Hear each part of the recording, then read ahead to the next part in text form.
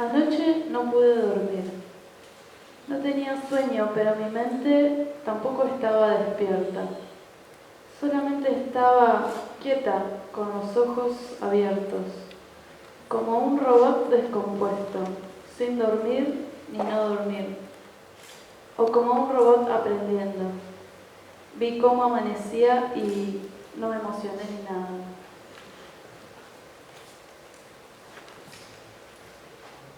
Esta luz da ganas de limpiar, llevar una vida sana, salir por el nuevo barrio en busca de naranjas, con las manos en los bolsillos y media mueca de amabilidad a los vecinos, como diciendo, quiéranme. Llegó una carta del Estado, que administres mejor tu obstinado deseo de existir. Pero anoche, aquí mismo con amigues, bebimos hasta bien tarde y pusimos pop latinoamericano en el YouTube. Le abro la puerta al perro, sale a mear, preparo el mate, habrá reprimenda de mi estómago.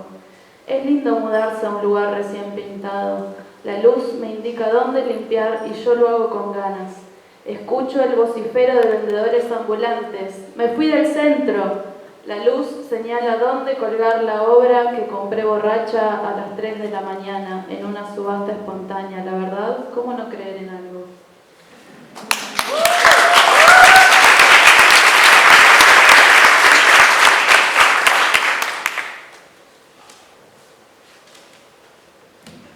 ¿Por qué escribí versos en hojas Rivadavia con anillos mientras mis abuelos dormían la siesta en habitaciones desde siempre separadas? Jueves, día que iba a almorzar. Amistades, traición, dolor abstracto, imposibilidad de romance, partida y ruptura, emoción y sospecha. Todo eso entraba en mis poemas terribles, malamente rimados, situaciones cuyo dramatismo aún no había vivido, no había tenido desilusiones amorosas, ni la vida me había defraudado, pero yo sentía el peso de las emociones que imaginaba tener. Escribí para salir o para entrar en de mí. Anda al patio, sentate en el banco, bajo el pino con el que te viste crecer, que tiene tus mismos años. No corras a saturar tus pupilas. El pasto acariciado por el viento, una flor se mueve al hacer pie una mariposa. Silencio, silencio, esa sensación en el pecho, ciudad vacía, es un comienzo.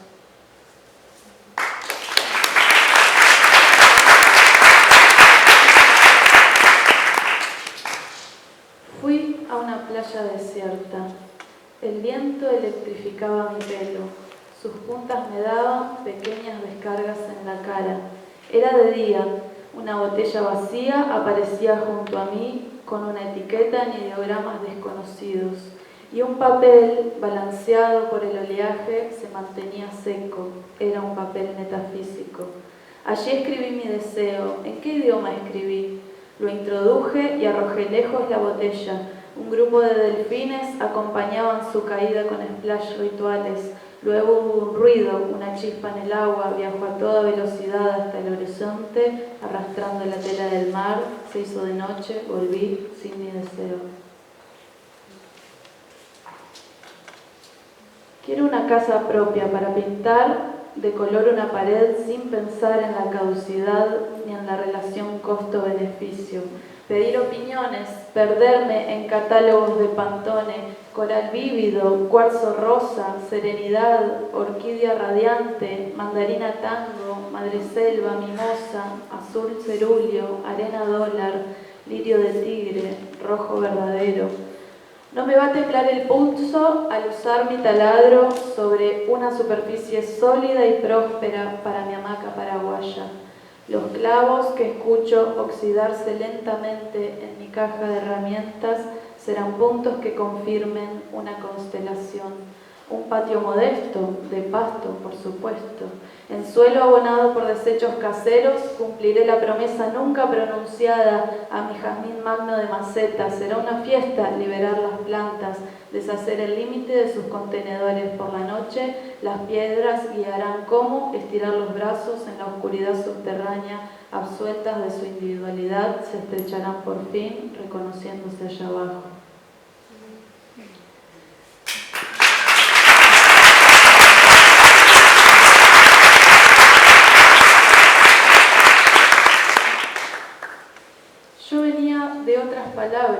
de otra confianza, era de lejos, y no supe hablar, hacerme escuchar.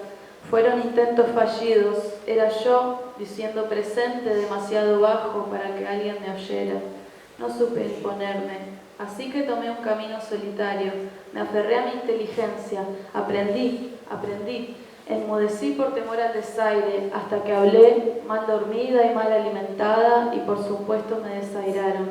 Así que no volví, mordí la bronca, dejé todo atrás, sin decir adiós.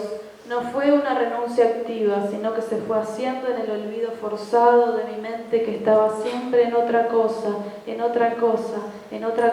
como en una feria de atracciones. Todo me interesaba, a todo atendía, hasta que llegué al dintel, sonó una campanita, clink, clink, mi maestro me esperaba con una pollera viscosa. Era Sultán y Odalisca. Un poema le puso los ojos para atrás, luego hizo preguntas, inspeccionó mis versos, dio vueltas palabras hasta extraerle secretos, cortó en sílabas el aire, caminó al ritmo del jambo. Yo por supuesto le correspondí. Corrí a mi cuarto, puse pósters y música nueva, gasté viromes, llené cuadernos de versos lindos y feos, mentirosos y sinceros, crueles y tiernos. Los poemas hablarían por sí mismos, no importaba que yo no supiera hacerme oír.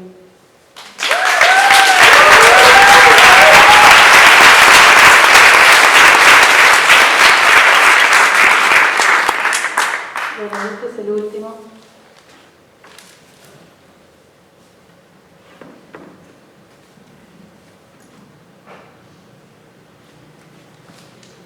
Quisiera conocer la voz de joven de mi padre, o su voz adulta no estando yo, su voz fuera de casa.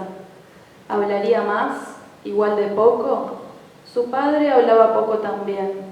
Era del campo y fue a pasar la vejez a la ciudad para no estar solo. En el centro de Manzana, horneros y babosas fueron testigos de que su reloj biológico siguiera programado a las 6:30, como si del primer rayo de sol un néctar más puro se desprendiera. Con su tarareo imperceptible esperanzaba el descongelar de las hojas bajo el monitoreo blando de las nubes. Su voz era suave, no tenía ego. Palmearte la mano era una tarea jerárquica. Podías estar con él sin hablar por horas y si le preguntabas algo, no era importante. Mi padre cultivó un silencio más para encontrarse con su padre más allá de su muerte por las mañanas. Solo en 2 oportunidades me mostró su voz firmemente, enfurecido por la autocompasión. De chica me asombraba la textura distinta que su voz adquiría en contacto con la superficie de la vida social, las palabras que se adherían a su paladar por épocas y que yo trataba de dilucidar si eran o no un chiste. Yo tendría entre 7 y 10 años y por ese entonces mi padre, a todo el que tuviera menos de 30, le decía: pibe de oro, ¿qué haces, pibe de oro? Pibe de oro de acá y de allá. Era su marca verbal distintiva. ¿De dónde la había sacado? Alrededor nuestro nadie la usaba y por años me resultó ignota hasta que volví a encontrarla en un poema. No me di cuenta cuándo o si fue de un momento para otro, pero simplemente nunca más la usó. Hace 3 o 4 años un muchacho fue a instalarle internet.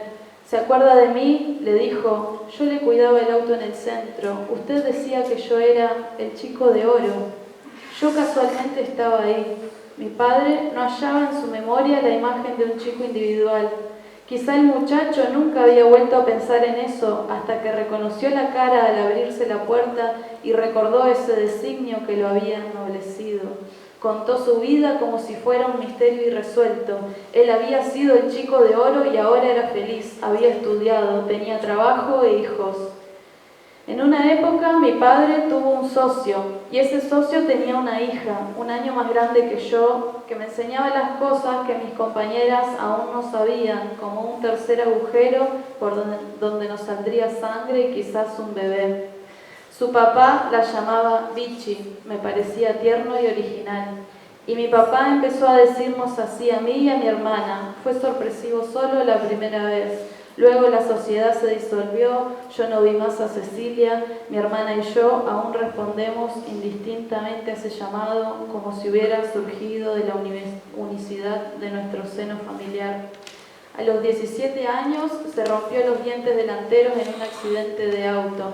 Se los reemplazaron por unos de porcelana. Su gesto en las fotos no era el mismo. Y eso fue mucho antes de que yo estuviera en el mapa. Cuando nací, su cara ya había cambiado. Hacía una morisqueta, un chiste de época, gesticulaciones exageradas y ridículas a una variación por segundo, que en cumpleaños mostraba a mis amigos como si fuera un talento. Hay un VHS en el que hace eso a la cámara, pero ya no hay videocaseteras. Mi padre puede poner la mente en blanco. Los venteveos le auguran buenas nuevas en su ventana. Es gracioso cuando cree que nadie lo ve. Cuando cumplí 15 me regaló un poema. No supe hasta entonces que escribía, que había sido payador y conocido en la capital de la provincia a los 10 años por ganar un concurso interescolar de poesía. A los 14 lo mandaron al servicio militar. Los fines de semana viajaba a su pueblo en acoplados de camiones y le enviaba a su madre por correo poemas de autostop que ella no contestaba. Vivimos lejos con mi padre, hablar tampoco es lo nuestro. Cuando paso el verano en su casa, la que en otro tiempo llamé mi casa, duermo hasta tarde. Él junta por las mañanas los libros que dejo en cualquier lado y los lee con resolución, hasta que despierto y los busco, y jamás noto si están en un lugar diferente. Tomo un vaso de agua, me siento bajo la sombra del jazmín anterior a todos y leo mi libro completamente sola.